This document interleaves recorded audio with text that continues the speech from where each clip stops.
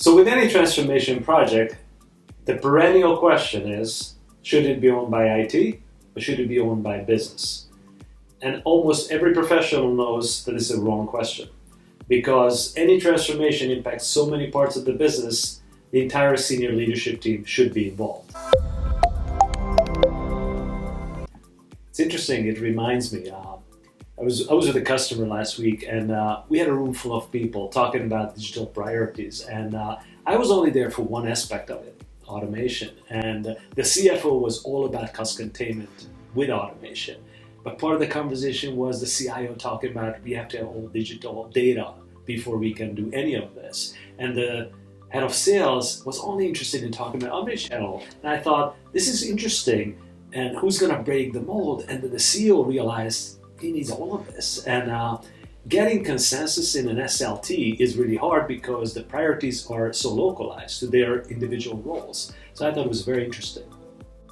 I think we need both. So realistically, as a company, it's very hard to just wait until the end. I mean, these days, nobody has patience for a 3-year journey.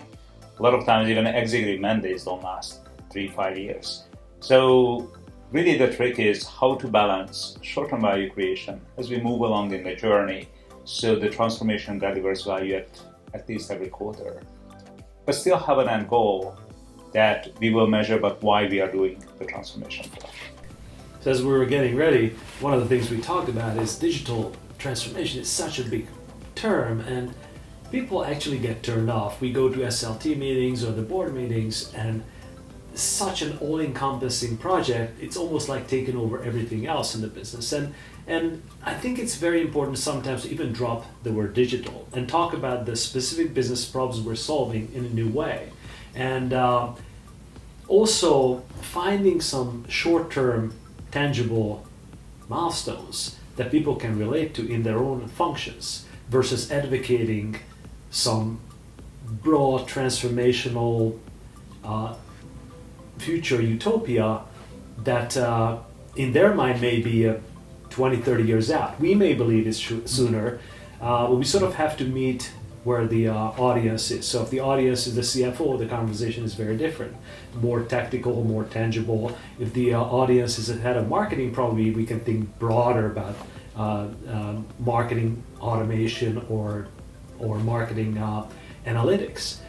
So that's very important part of, I think, transformation and value creation, because we'll never get to the value if we don't meet the value on their terms.